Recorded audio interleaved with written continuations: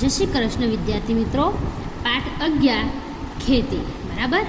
આપણે જોયું કે વિશ્વમાં આશરે 50% લોકો ખેતી પ્રવૃત્તિ સાથે જોડાઈને આપણો દેશ કૃષિ પ્રધાન છે ને આપણી 2/3 જેટલી વસ્તીઓ ખેતી પર આધારિત છે. એ બધું આપણે જોયું. પછી આપણે કૃષિ તંત્ર જોયું, જમીનના પ્રકાર જોયા. જમીનના પ્રકાર 8 છે. એમાં આપણે કાપની જમીન જોઈ, રાતી જમીન જોઈ, કાળી જમીન જોઈ, પડખાવ કે લેટેરાઇટ જમીન. બરાબર. હવે આપણે જોવાના છે રણ પ્રકારની જમીન એટલે ડેઝર્ટ સોઇલ. કે આ જમીન કેવી હોય છે તો સૂકી અને અર્ધ સૂકી આબોહવાવાળી પરિસ્થિતિમાં જોવા મળે છે. આ જમીન રેતાળ અને ઓછી ફળદ્રુપ હોય છે. રણ પ્રકારની જમીન કેવી હોય છે તો રેતાળ અને ઓછી ફળદ્રુપવાળી હોય છે. તેમાં દ્રાવ્ય ક્ષારનું પ્રમાણ વધારે હોય છે. એટલે શું કરવામાં આવે તે સિંચાઈની સુવિધાઓથી તેમાં કયા કયા પાકો લેવામાં આવે? જુવાર, બાજરી. બરાબર. આ પ્રકારની જમીન કઈ કઈ જગ્યાએ આપણને જોવા મળે છે તો આ પ્રકારની જમીન આપણને રાજસ્થાન, ગુજરાત, હરિયાણા અને દક્ષિણ પંજાબમાં જોવા મળે છે. ગુજરાતમાં આ પ્રકારની જમીન કઈ જગ્યાએ જોવા મળે? આ થઈ ભારતમાં કે રાજસ્થાન, ગુજરાત, હરિયાણા, દક્ષિણ પંજાબ. બરાબર. જ્યારે ગુજરાતમાં કઈ કઈ જગ્યાએ તો ગુજરાતમાં આ પ્રકારની જમીન સૌરાષ્ટ્ર, કચ્છ, ઉત્તર ગુજરાતના કેટલાક વિસ્તારોમાં આવેલી છે. તો ત્યાર પછી આપણે જોયું છઠ્ઠું પર્વતીય જમીન એટલે માઉન્ટેન સોઇલ. કે આ જમીન મુખ્યત્વે હિમાલયના વિસ્તારમાં કે પર્વતીય જમીન આપણને કે ભારતમાં કઈ જગ્યાએ જોવા મળે તો હિમાલયના વિસ્તારમાં જોવા મળે છે. તેનું સ્તર કેવો છે? પાતળું અને અપરિપક્વ હોય છે. હિમાલયના સામાન્ય ઊંચાઈના ભાગોમાં કયા કયા વૃક્ષો જોવા મળે છે તો દેવાદાર, ચીડ, પાઇન વગેરે વૃક્ષો જોવા મળે છે. આ પ્રકારની જમીનમાં જોવા મળે. હવે જંગલ પ્રકારની જમીન કઈ છે? ફોરેસ્ટ. તો વૃક્ષોના ખરેલા પાંદડાથી ભૂસપાટી ઢંકાયેલી હોય છે કે વૃક્ષોના પાંદડા જે ખરી જાય છે એમાં નીચે બધું ભૂસ એટલે કે બધું ધૂળ બધું ઢંકાયેલું હોય છે અને તે પાંદડા સડવાથી સેન્દ્રિય દ્રવ્યનું પ્રમાણ વધવાથી જમીનનો ઉપરનો ભાગ કેવો કાળો બનેલો હોય છે. તમે જોજો કે ચોમાસામાં આપણે વૃક્ષ નીચે પાંદડા પડેલા હોય એ બધા સુકાઈ છે, છીચકી ગયેલા હોય છે. આપણે એને ઉઠાવીએ તો જમીન કેવી દેખાય? કાળી બનેલી હોય ને એવું દેખાતું હોય છે વિદ્યાર્થી મિત્રો. તો જે જમીન તળમાં નીચેની તરફ જતા ભૂરા અને લાલ રંગમાં ફેરવાય છે કે એ જમીનમાં આપણે તળિયે જઈએ નીચેની તરફ તો કેવી દેખાય છે? ભૂરા અને લાલ રંગમાં ફેરવાય છે. આ જમીનમાં ચા, કોફી, તેજાના ઉપરાંત ઘઉં, મકાઈ, જવ, ડાંગરના પાકો લેવામાં આવે છે. આ જમીન અમુક જ ક્ષેત્રોમાં જોવા મળે છે કે જંગલ પ્રકારની જમીન બધા રાજ્યોમાં નહીં જોવા મળે, અમુક ક્ષેત્રોમાં જ જોવા મળે છે. બરાબર વિદ્યાર્થી મિત્રો. તો આગળ દલદલ અને પીટ પ્રકારની જમીન. આ પ્રકારની જમીન કેવી હોય છે તો આ પ્રકારની જમીન ભેજવાળા વિસ્તારોમાં જૈવિક પદાર્થોના સંગ્રહથી બને છે. કેવી રીતના બને છે? ભેજવાળા વિસ્તારોમાં જૈવિક પદાર્થોના સંગ્રહથી બને છે. આ જમીન વર્ષા ઋતુ દરમિયાન પાણીમાં ડૂબેલી રહે છે. કઈ ભેજવાળી જમીન વર્ષા ઋતુ દરમિયાન કેવી થઈ છે તો ડૂબેલી રહે છે અને પાણી ઓસરી જતા તે જમીનમાં શું કરવામાં આવે છે? ડાંગરની ખેતી કરવામાં આવે છે. તેમાં ક્ષારીય અને જૈવિક પદાર્થોની અધિકતા હોય છે. શાને કારણે?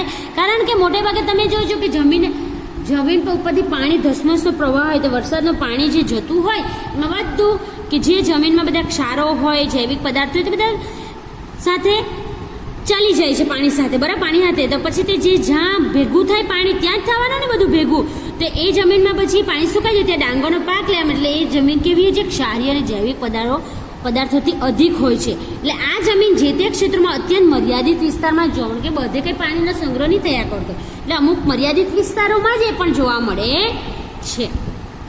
ચાલો ખેતીના પેલા જમીનના પ્રકારો જોઈએ. હવે આપણે જોવાના છે ખેતીના પ્રકારો. વિશ્વમાં ખેતી વિવિધ રીતે કરવામાં આવે છે. ભૌગોલિક પરિસ્થિતિઓ, ઉત્પાદનની માંગ, સિંચાઈ પદ્ધતિ, ખેત પેદાશો, આર્થિક વળતર, મજૂર અને તકનીકના સ્તરના આધારે ખેતીના પ્રકારો પાડવામાં આવે છે. ખેતીના પ્રકારો શાના આધારે પાડવામાં આવ્યા છે તો ભૌગોલિક પરિસ્થિતિ, ઉત્પાદનની માંગ કે આપણને કેટલું ઉત્પાદન જોઈતું છે, આટલી વસ્તી છે તો આટલી વસ્તુના માટે આટલું જોઈએ. બરાબર. સિંચાઈની પદ્ધતિ કે સિંચાઈ કે જેમ બને તે પાણીનો ઓછો વપરાશ કરીને વધુ ઉત્પાદન થઈ શકે એવી પદ્ધતિઓ બધી. બરાબર. ખેત પેદાશો કે કઈ લેવાની પેદાશ આર્થિક વળતર એ લોકોને કેટલું મળતું છે, બરાબર. મજૂર મળી રહેશે ખેતી માટે, એને વગેરે બધી તકનીકો જે છે આધુનિક સમયની એ ખેતી કરવા માટે, એ બધાના આધારે ખેતીના પ્રકારો પાડવામાં આવ્યા છે. તો પહેલો કયો છે જીવન નિર્વાહ ખેતી, બીજી સઘન ખેતી, ત્રીજી સૂકી, ચોથી આદ્ર ખેતી અને પાંચમી બગાયતી ખેતી. એવા 5 પ્રકાર છે ખેતીના, બરાબર. જમીનના 8 છે અને ખેતીના 5 છે. તો જીવન નિર્વાહ ખેતી,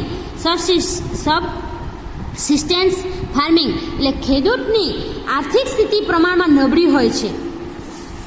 આ નાના કદના ખેતરોમાં મોંઘા બિયારણો, ખાતર, જંતુનાશકનો ઉપયોગ કરવાના પોષાય તેમ નથી. નાના કે આર્થિક રીતે સદ્ધર ન હોય એવા ખેડૂતો માટે. એટલે ખેતરમાં થતું અનાજનું ઉત્પાદન પોતાના પરિવારના ઉત્પાદન જેટલું જ થાય છે, જે તેના કુટુંબના ભરણપોષણમાં જ વપરાઈ જાય છે, તેને જીવન નિર્વાહ ખેતી કહે છે. આપણા ગામડામાં હવે વધારે ખેતી રહી નથી. લોકો પાસે, બધા પાસે માપની જ ખેતી છે. કોઈના પાસે 20 વા એટલે 1 વીઘું, એટલે કોઈ પાસે 1 વીઘું, કોઈ 2 વીઘું, કોઈ પાસે અડધું વીઘું હોય, બરાબર. કોઈ પાસે 1.5 વીઘું હોય. એટલે એવી રીતે પોતે જેટલું ધારો કે ચોખા જોઈતા હોય તેટલું ઉત્પાદન કરે, બરાબર ને. એટલે એવાને જ કામ આવી જાય એટલા જ ઉત્પાદન થતું, એટલે એવાને એ ખેતીને આપણે શું કહીશું? જીવન નિર્વાહ ખેતી. આ પ્રકારની ખેતી ખેડૂત પરિવારની જરૂરિયાતોને પૂરી કરવા માટે કરવામાં આવે છે. એટલે આ પ્રકારની ખેતીમાં મુખ્યત્વે ધાન્ય પાકો વાવવામાં આવે છે. જેમ કે જો કે ધીમે ધીમે આ પ્રકારની ખેતીનો વિસ્તાર હવે ઘટતો જાય છે. તમે જોયું હશે આપણા બાજુ હવે ખેતીનું ખૂબ પ્રમાણ ઓછું થઈ ગયું છે, બરાબર. હવે સ્થળાંતર ખેતી એમાં જ આવે છે કે ઝૂમ ખેતી, કે આ પ્રકારની ખેતી જંગલોમાં વસતી જનજાતિઓ દ્વારા વૃક્ષો કાપીને તેને સળગાવીને જમીન સાફ કરીને રાખને જમીનમાં ભેળવી ત્યાં ખેતી કરે. કે જંગલમાં જે બધી વસ્તી જનજાતિઓ જે રહે છે તે એક સ્થળેથી બીજા સ્થળે કે જનજાતિઓ જે હોય છે તે એક જગ્યાએથી બીજા સ્થળે સ્થળાંતર કરતા રહે છે. તો એ લોકો શું કરે છે કે વૃક્ષો કાપી નાખે છે, પછી તેને સળગાવે અને એ રાખ જે છે બહુ ફળદ્રુપ, એટલે સાફ કરી એ રાખને જમીનમાં ભેળવી ત્યાં ખેતી કરે છે. અહીં 2-3 વર્ષ ખેતી કરે ને પછી જમીનની ફળદ્રુપતા ઘટતા આ વિસ્તાર છોડી દે છે અને બીજી જગ્યાએ ખેતી કરવાની શરૂ કરી દે છે. તેને કઈ ખેતી કહેવામાં આવે? ઝૂમ ખેતી, બરાબર. જમીનની ફળદ્રુપતા ઘટતા વિસ્તાર છોડી દે અને બીજી જગ્યાએ આ જ ખેતી શરૂ કરે, તેને શું કહેવામાં આવે? ઝૂમ ખેતી કહેવામાં આવે છે. આ ખેતીમાં ધાન્ય પાક કે શાકભાજી ઉગાડાય છે. આ ખેતીમાં ઉત્પાદન ખૂબ ઓછું થાય છે. આ ખેતી એમેઝોન બેસિનના ગહન વનક્ષેત્ર, ઉષ્ણકટિબંધીય આફ્રિકા, દક્ષિણ પૂર્વ એશિયા અને ભારતના પૂર્વોત્તર રાજ્યોમાં હાલ અલ્પ પ્રમાણમાં જોવા મળે છે. સઘન ખેતી કે સઘન એટલે કે આ આધુનિક ખેત પદ્ધતિ છે. આધુનિક સમયમાં આ ખેતીનો વધારે ઉપયોગ થઈ રહ્યો છે કે તેમાં સિંચાઈની સુવિધાઓ, ઉત્તમ બિયારણ, ખેતીની નવી ટેકનોલોજી, રાસાયણિક ખાતરો, કીટનાશકો અને વિવિધ પ્રક્રિયાના યંત્રોનો વ્યાપક ઉપયોગ કરવામાં આવે છે. કે આપણે જુઓ આગળના પેજમાં આપણે જોયું કે ભૌગોલિક પરિસ્થિતિ, ઉત્પાદનની માંગ, સિંચાઈ પદ્ધતિ, બરાબર, તકનીકીનું સ્તર, એના આધારે ખેતીના પ્રકારો પાડવામાં આવ્યા છે, બરાબર ને.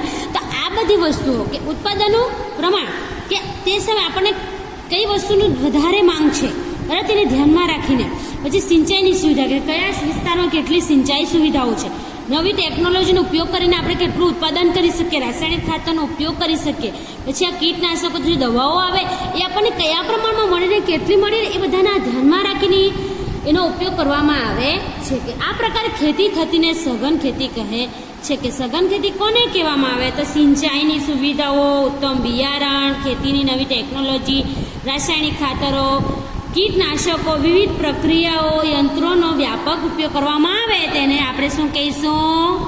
સઘન ખેતી, બરાબર. જ્યાં જ્યાં મેં લીટી દોરી છે ત્યાં તમારે દોરવાની છે. ચાલો, આ ખેતીમાં રોકડિયા પાકનું વાવેતર વધારે કરાય છે. કે રોકડિયા પાકો, બરાબર ને. કે એક ખેતી પતી જાય, ધારો કે ડાંગરનું પત્યું, ત્યાર પછી આપણે વાલ, ચણા, વટાણાનો આપણે રોપણી લે, બરાબર. એ 4 મહિના 3 મહિનામાં રેડી થઈ જાય. અહીં હેક્ટર દીઠ ઉત્પાદન ખૂબ જ વધારે થયેલ છે. આ પ્રકારની ખેતી હેઠળનો વાવેતર વિસ્તાર સતત વધતો જાય છે. આ ખેતીમાં આર્થિક વર્તનની મહત્વ આપવામાં આવે છે, તેથી તેને વ્યાપારિક ખેતી પણ કહેવામાં આવે છે. કે આર્થિક વર્તનને મહત્વ આપવામાં આવે તેને આપણે વ્યાપારિક ખેતી કહે છે. એ ગુજરાતમાં કઈ જગ્યાએ થાય તો સુરત, વલસાડ, આણંદ વગેરે જિલ્લામાં આ પ્રકારની ખેતી થાય છે. બરાબર વિદ્યાર્થી મિત્રો, તમે જોયું હશે કે શેરડીનો પાક વરસનો હોય, જ્યારે ડાંગરનો પાક એ 4 મહિનાનો પાક હોય. બરાબર, ત્યાર પછી ચણાનો પણ એવું છે. એટલે એ બધી ખેતી રોકડિયા પાકો કહેવામાં આવે. સૂકી ખેતી કે કેવી રીતે સૂકી ખેતી કરવામાં આવે કે જ્યાં વરસાદનું પ્રમાણ ઓછું છે, સિંચાઈની અપૂરતી સગવડ છે કે સિંચાઈ ત્યાં પ્રમાણમાં મળી ન રહે, અને ચોમાસામાં જ્યાં પ્રાણી સંગ્રહ થાય કે વરસાદનું પ્રમાણ ઓછું હોય, સિંચાઈની સગવડ ન હોય, ચોમાસામાં જ્યાં પાણીનો સંગ્રહ થતો હોય એવા નીચાણવાળી જમીનમાં પાણી સુકાઈ ગયા બાદ જે ખેતી થાય તેને સૂકી ખેતી કહેવામાં આવે છે. ત્યાં કયા પાકો લેવામાં આવે તો જુવાર, બાજરી, કઠોળના પાકો લેવામાં આવે છે કે જેમાં પાણી ઓછું જોઈએ છે. તો એવું ગુજરાતમાં કઈ જગ્યાએ આપણે એક ઉદાહરણ પૂરું પાડે એવું લખવામાં આવે તો ગુજરાતના ભાલ પ્રદેશમાં ચોમાસું પૂરું થયા બાદ ભેજવાળી જમીનમાં ઘઉં અને ચણાનો પાક લેવામાં આવે છે, તેને આપણે સૂકી ખેતી કહેવાય છે. બરાબર, હવે આદ્ર ખેતી એટલે શું તો જ્યાં વરસાદનું પ્રમાણ અધિક હોય કે વરસાદ બહુ પડતો, સૂકી ખેતીમાં વરસાદ ઓછો પડતો, જ્યારે આમાં કે વરસાદનું પ્રમાણ અધિક હોય અને સિંચાઈની સગવડ પણ વધુ છે તેવા વિસ્તારોમાં ખેતી આદ્ર ખેતી કરવા જે ભીની ખેતી પણ કહેવામાં કે વરસાદ ન પડે કે ઓછો પડે ત્યારે સિંચાઈ દ્વારા પણ વર્ષમાં એક કરતાં વધુ પાકો લઈ શકાય. કે ડાંગરનો પાક ધારો કે આપણે ચોમાસામાં લીધો ત્યાર પછી ઉનાળામાં પણ લઈ શકાય. બરાબર, એને બરાબર સિંચાઈ દ્વારા આપણે કરી શકતા છીએ, એટલે એને આદ્ર ખેતી કહી શકાય, જેમાં ડાંગર, શેરડી, કપાસ, ઘઉં, શાકભાજીના પાકો લઈ શકાય છે. બરાબર વિદ્યાર્થી મિત્રો, તો આગળ કે બગાયતી ખેતી, બગીચાની પદ્ધતિથી સાર સંભાળીને જે ખેતી થાય છે તેને બગાયતી કહેવામાં આવે.